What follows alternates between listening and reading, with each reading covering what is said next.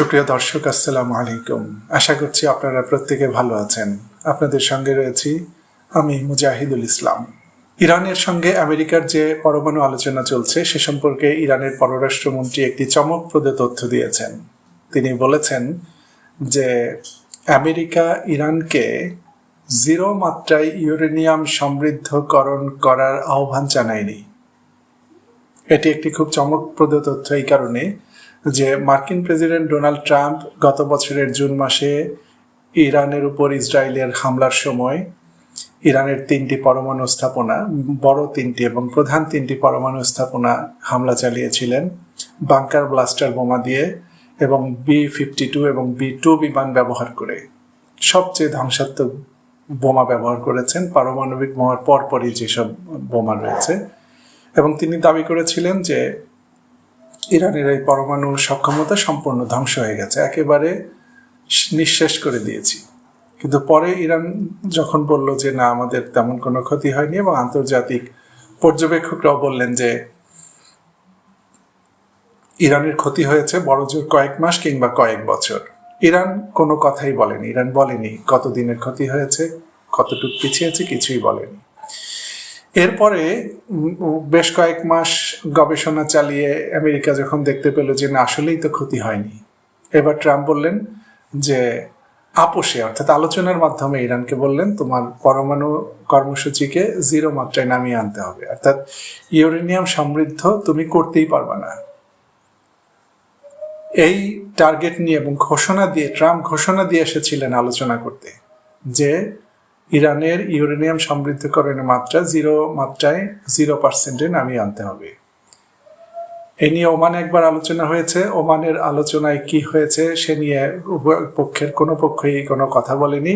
সর্বশেষ এখন থেকে 3 দিন আগে সুইজারল্যান্ডের জেনেভায় আলোচনা হয়েছে। জেনেভা আলোচনার 3 দিন পরে এসে আজ ইরানের পররাষ্ট্রমন্ত্রী আব্বাস আরাকচি বললেন যে এই আলোচনায় আমেরিকা ইরানকে বলেনি যে তোমার পরমাণু কর্মসূচির মাত্রা 0% নামিয়ে আনতে হবে। তিনি বলেছেন যে দুই পক্ষ আলোচনা করেছে যে কিভাবে এ ব্যাপারে একটি সমঝোতায় আসা যায়, অর্থাৎ ইরানের পক্ষ থেকে যে দাবি যে তার পরমাণু কর্মসূচি চলবে কিন্তু সে পরমাণু বোমা তৈরি করবে না। ইরান তো শুরু থেকে বলে আসছে, এখনো বলছে, হয়তো সামনেও বলতেই থাকবে যে সে পরমাণু বোমা তৈরি করবে না। আমরা যতই ভাবি, যতই বলি, আমাদের অনেক অডিয়েন্স, অনেক দর্শক কমেন্ট করে আমাদেরকে বলেন যে ইরান কেন পরমাণু বোমা বানাচ্ছে না, বোমা বানালেই তো শেষ হয়ে যায়, খেলা শেষ হয়ে যায়। আপনাদের মতো আমারও একই চিন্তা। ইরান যদি পরমাণু বোমা তৈরি করে ফাটিয়ে দেয় 2টা পাহাড়ের ভিতরে অথবা মরুভূমিতে, তাহলেই তো খেলা শেষ হয়ে যায়। কিন্তু খেলা শেষ হয়ে যায় আপনার আমার মাথায় এই চিন্তা আসলেও ইরানের যারা নীতি নির্ধারক, বিশেষ করে ইরানের supreme leader Ayatollah Ali Khamenei, তাদের মাথা তো আমাদের চেয়ে কম কাজ করে না, ভালোই কাজ করে। তারা আমেরিকার মতো সুপার পাওয়ারকে টেক্কা দিয়ে চলে। তো তারা একটা কিছু বুঝে শুনে তো বলছে যে আমরা পরমাণু বানাচ্ছি না, বানাবো না। এবং ইরানের সর্বোচ্চ নেতা, সুপ্রিম লিডার, তিনি বলেছেন যে পরমাণু বোমা শুধু তৈরি করাই হারাম নয়, নিষিদ্ধ নয়, পরমাণু বোমা সংরক্ষণ করাও নিষিদ্ধ এবং ব্যবহার করা তো সম্পূর্ণ হারাম। অর্থাৎ কেউ যদি বলে যে ইরান 10টা পরমাণু বোমা কোনো খাতিরের দেশ থেকে কিনে নিয়ে এসে সংরক্ষণও তো করতে পারে না, সেটিও ইরানের সুপ্রিম লিডারের আধ্যাত্মিক নেতা, ওনার ফতোয়া অনুযায়ী সেটিও হারাম, সেটিও নিষিদ্ধ, সম্ভব নয়।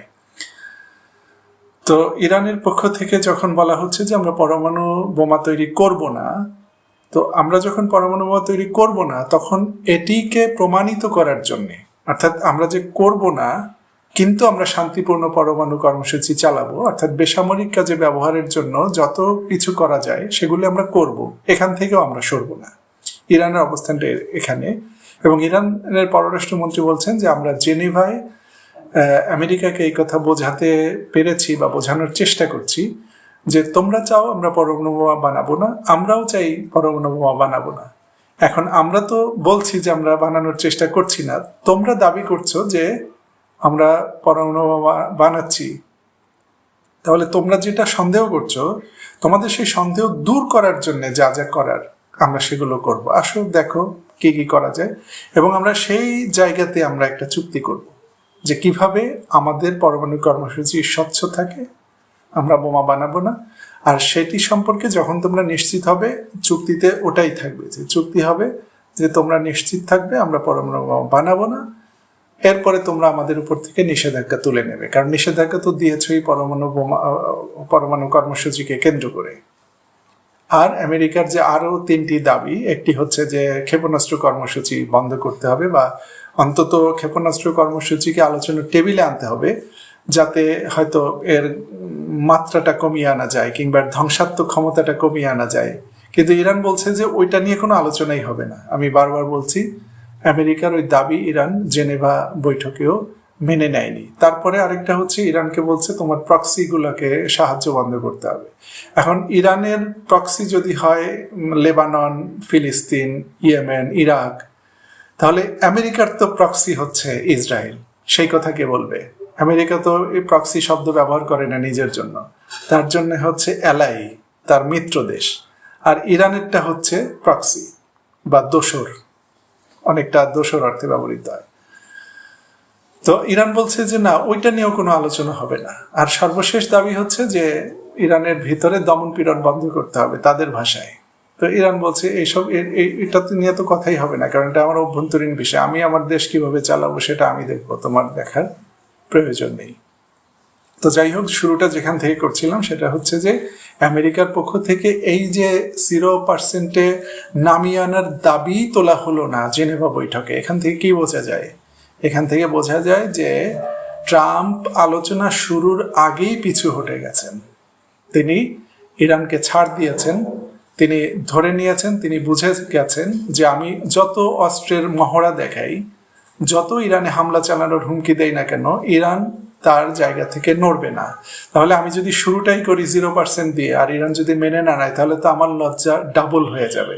তাহলে শুরুতেই তারা ওই দাবি জানায়নি।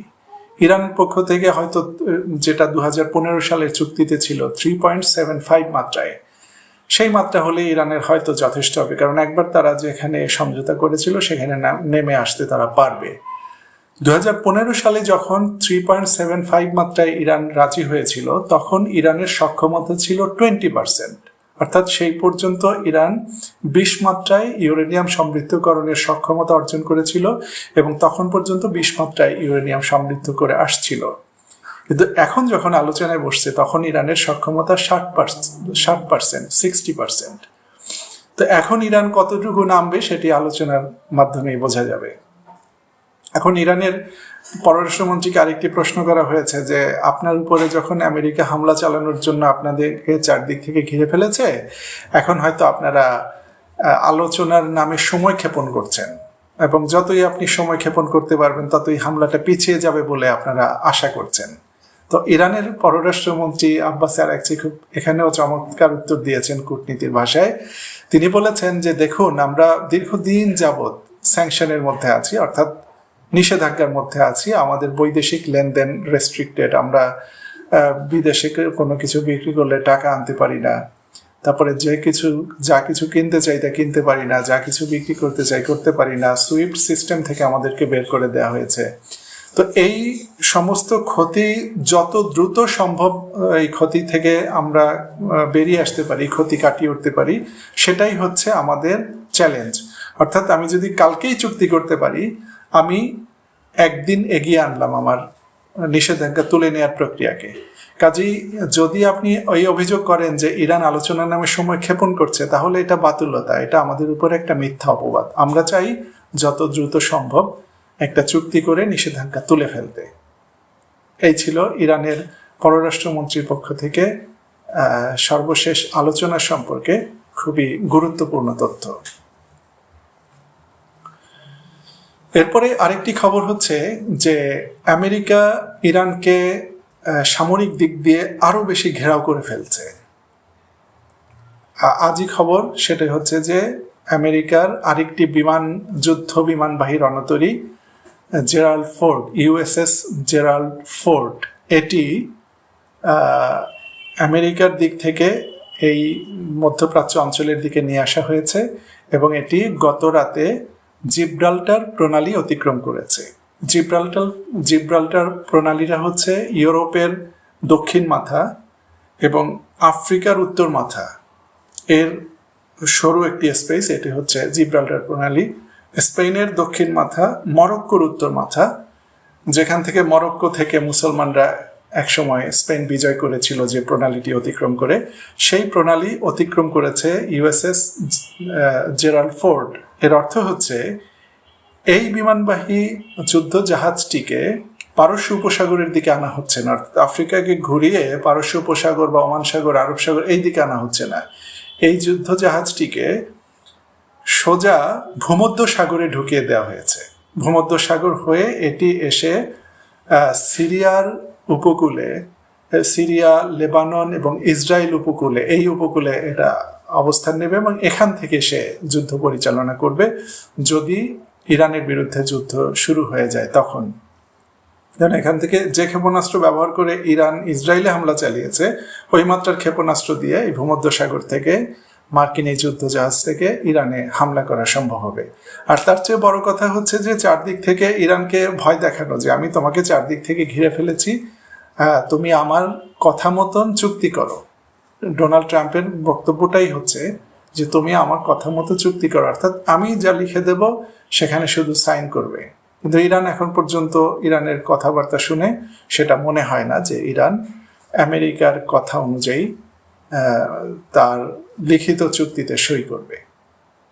আরও একটি খবর আছে আমেরিকার যুদ্ধ প্রস্তুতি সম্পর্কে, সেটি হচ্ছে যে গত দুদিনে ইউরোপের বিভিন্ন ঘাঁটি থেকে মধ্যপ্রাচ্যের বিভিন্ন ঘাঁটিতে আমেরিকার সামরিক বিমান এবং সামরিক জ্বালানি সরবরাহকারী 50টি বিমান এই মধ্যপ্রাচ্যের দেশগুলোতে নিয়ে আসা হয়েছে। ফ্লাইট ট্র্যাকিং বিভিন্ন সংস্থার বরাত দিয়ে বিবিসি ফার্সি এই খবর জানিয়েছে। এটি বলেছে যে সৌদি আরব, কাতার, সংযুক্ত আরব আমিরাত, কুয়েত, এই যে দেশগুলো আছে, বাহরাইন, এইসব দেশের ঘাঁটিতে নতুন করে 50টি পরিবহন বিমান, সামরিক পরিবহন বিমান আনা হয়েছে। অর্থাৎ এক একটা পরিবহন বিমানে বিশাল পরিমাণ অস্ত্রশস্ত্র, গোলা বারুদ নিয়ে আসা যায়। এই বিমানগুলো মধ্যপ্রাচ্যের আরব দেশগুলোতে এনে মোতায়েন করা হয়েছে। এই মধ্যপ্রাচ্যের উত্তেজনার আরেকটি খবর হচ্ছে যে ইরানের পররাষ্ট্রমন্ত্রী সৈয়দ আব্বাস আরাকচি আজকেই কাতারের পররাষ্ট্রমন্ত্রীর সঙ্গে টেলিফোনে কথা বলেছেন। তো টেলিফোনে, এই ধরনের টেলিফোনে যেসব কথাবার্তা হয়, সেই কথাবার্তার পুঙ্খানুপুঙ্খ বিবরণ কখনোই বাইরে আসে না। শুধু এখানে বলা হয়েছে যে দুই পররাষ্ট্রমন্ত্রী মধ্যপ্রাচ্যের সর্বশেষ পরিস্থিতি নিয়ে কথা বলেছেন। তারা এই অঞ্চলে শান্তি এবং স্থিতিশীলতা বজায় রাখার উপর জোর দিয়েছেন। তো সাধারণভাবে এটুকুই আসে, এগুলো একদম ছকে ফেলা খবর, মানে তৈরি করা খবর, এর বাইরে এর চেয়ে বেশি খবর আসে না। কিন্তু বাস্তবতা হচ্ছে যে এই ধরনের ফোনে সাধারণত দুই শত্রু দেশের মধ্যে বার্তা বিনিময় হয়। অর্থাৎ কাতারের সাথে যেহেতু আমেরিকার সরাসরি যোগাযোগ, ইরানের পক্ষ থেকে কোনো বার্তা হয়তো কাতারের মাধ্যমে আমেরিকাকে দেওয়া হয়েছে, অথবা আমেরিকার পক্ষ থেকে কোনো বার্তা কাতারের মাধ্যমে ইরানকে দেওয়া হয়েছে। সেটা হয়তো সামনের দিকে এ সম্পর্কে একটা ধারণা লাভ করা যাবে। আমরা আজকের আলোচনা শেষ করব মার্কিন প্রেসিডেন্ট ডোনাল্ড ট্রাম্পের আরেকটি বক্তব্য দিয়ে। তিনি তো আসলে পাগলা ট্রাম্প, আমি এর আগেও বলেছি, পাগল, মাথার মধ্য দিয়ে কখন কি বের হয় সেটি একমাত্র আল্লাহই ভালো বলতে পারে। তো তিনি বলেছেন হঠাৎ করে যে ইরানের গত মাসে যে ইরানের সরকার বিরোধী বিক্ষোভ বা দাঙ্গা হয়েছিল, সেই দাঙ্গায় 32,000 মানুষ নিহত হয়েছে। এবং তিনি বলেছেন যে এই ঘটনা অত্যন্ত অত্যন্ত অত্যন্ত দুঃখজনক এবং ইরানি জনগণের জন্য আমার হৃদয় রক্তক্ষরণ হয়। ট্রাম্প বলছেন ইরানি জনগণের জন্য তার হৃদয়ে রক্তক্ষরণ হয়, মানে হচ্ছে অনেকটা কলিজাটা ফাটি যায় ইরানি জনগণের জন্য ট্রাম্পের। কিন্তু মজার ব্যাপার হচ্ছে যে এই ট্রাম্প ইরানে হামলা করে, যুদ্ধ করে, যে কোনো মুহূর্তে ইরানকে ধ্বংস করে ফেলে। তো হামলা করলে কারা নিহত হবে? ইরানি জনগণ নিহত হবে কিনা? এবং এই যে 47 বছর ধরে ইরানের উপরে নিষেধাজ্ঞা চলছে, প্রায় প্রতিদিনই নতুন নতুন নিষেধাজ্ঞা আসছে। আলোচনায় বসে, ওইদিকে আলোচনা চলে, মার্কিন অর্থ মন্ত্রণালয় নতুন একটা নিষেধাজ্ঞা দেয়। 12 বছর ধরে ইরানকে সুইফট সিস্টেমের বাইরে রাখা হয়েছে। বাংলাদেশ বা ইন্ডিয়ার মতো দেশ আমাদেরকে যদি সুইফট সিস্টেম থেকে, অর্থাৎ ডলারে লেনদেন করার, আন্তর্জাতিক লেনদেন করার সিস্টেম থেকে বাংলাদেশ বা ইন্ডিয়াকে 1 সপ্তাহ বা 10 দিনের জন্য বা 1 মাসের জন্য বাইরে রাখা হয়, তাহলে ইন্ডিয়ার খবর আমি খুব ভালো বলতে পারবো না, বাংলাদেশের অর্থনীতি ডাইরেক্ট কলাপস করবে। বাংলাদেশের সেই অর্থনীতি টেনে তোলার মতো অবস্থা বাংলাদেশের থাকবে না। 1 মাস 2 মাস নয়, 12 বছর ইরানকে সুইফট সিস্টেমের বাইরে রাখা হয়েছে। সেই দেশটা কিভাবে চলে এবং সেই দেশের জনগণ কিভাবে বেঁচে আছে? তো ট্রাম্প, তোমার যদি ইরানি জনগণের জন্য কলিজা ফেটে গিয়ে থাকে, তাহলে তুমি এই নিষেধাজ্ঞা কেন তুলে নিচ্ছ না? ইরানি জনগণের জন্য যদি তোমার দরদ থাকে, মায়াকান্না থাকে, তাহলে ইরানকে সুস্থ স্বাভাবিকভাবে পৃথিবীর বুকে বেঁচে থাকতে দাও, চলতে দাও। সে তো তোমারকে গিয়ে হামলা করেনি, সে তো আমেরিকায় হামলা করেনি, আমেরিকার স্বার্থে আক্রমণ করেনি, সে তো তার মতো করে বেঁচে থাকতে চায়। তুমি কেন তার উপরে নিষেধাজ্ঞা দিয়ে রেখেছ? শুধুমাত্র এই জন্য যে সে তোমার মোড়লিপনা মেনে নিচ্ছে না। তুমি যা বলছো সেটা মুখ বন্ধ করে, মাথা নত করে মেনে নিচ্ছে না। এটাই হচ্ছে ইরানের একমাত্র অপরাধ। যাই হোক, ট্রাম্পের এই বক্তব্যের জবাব দিয়েছেন ইরানের পররাষ্ট্রমন্ত্রী আরাকচি। তিনি বলেছেন, তিনি সরাসরি চ্যালেঞ্জ করেছেন ট্রাম্পকে, বলেছেন যে আপনি কখনো এই ধরনের বক্তব্য দলিল প্রমাণ উপস্থাপন ছাড়া দেবেন না। ইরানের পররাষ্ট্রমন্ত্রী বলেছেন যে আমাদের সরকারের পক্ষ থেকে তদন্ত সাপেক্ষে বলা হয়েছে, গত মাসের যে বিক্ষোভ হয়েছে, দাঙ্গা হয়েছে, সেখানে 3117 ব্যক্তি নিহত হয়েছে এবং এদের মধ্যে প্রায় 200 হচ্ছে নিরাপত্তা বাহিনীর সদস্য, পুলিশ, সেনাবাহিনী, বিভিন্ন বাহিনীর সদস্যই হচ্ছে 200। এবং ইরান বারবার বলছে যে এই হত্যাকাণ্ড এটা বাইরে থেকে চাপিয়ে দেয়া, মোসাদ এবং সিআইএ এখানে কাজ করেছে। বিক্ষোভটা শুরু হয়েছিল একটি ন্যায়সঙ্গত দাবির ভিত্তিতে এবং সেই দাবি মেনে নেয়ার জন্য সরকারের সঙ্গে যারা দাবি জানাচ্ছিল, তেহরান বাজারের ব্যবসায়ীরা, তাদের সঙ্গে একটা আলোচনা হতে পারত। কিন্তু তার আগেই এই মোসাদ এবং সিআইএর উস্কানিতে এবং তাদের দেয়া অস্ত্রশস্ত্র নিয়ে একদল দাঙ্গাবাজ রাস্তায় নেমে গিয়েছিল। তাদের গুলিতেই বেশিরভাগ মানুষ নিহত হয়েছে এবং তাদেরকে প্রতিহত করতে গিয়ে সরকারি বাহিনীকেও গুলি চালাতে হয়েছে। তো এই ছিল ইরানের পক্ষ থেকে তাদের অবস্থান এবং আরাকচি সেটাই বললেন যে এত কিছুর পরেও 3117 ব্যক্তি নিহত হয়েছে, আর ট্রাম্প তুমি বলছো 32,000। তো তোমার যদি কোনো দলিল প্রমাণ থাকে সেটি উপস্থাপন করো, আর যদি দলিল না থাকে মুখ বন্ধ রাখো, কথা বলতে এসো না। তো বন্ধুরা, আজকের মতো এখানেই বিদায় চাইছি। আবারও আগামীকালের ভিডিওতে কথা বলার আশা রইল। আপনারা প্রত্যেকে ভালো ও সুস্থ থাকুন। খোদা হাফেজ।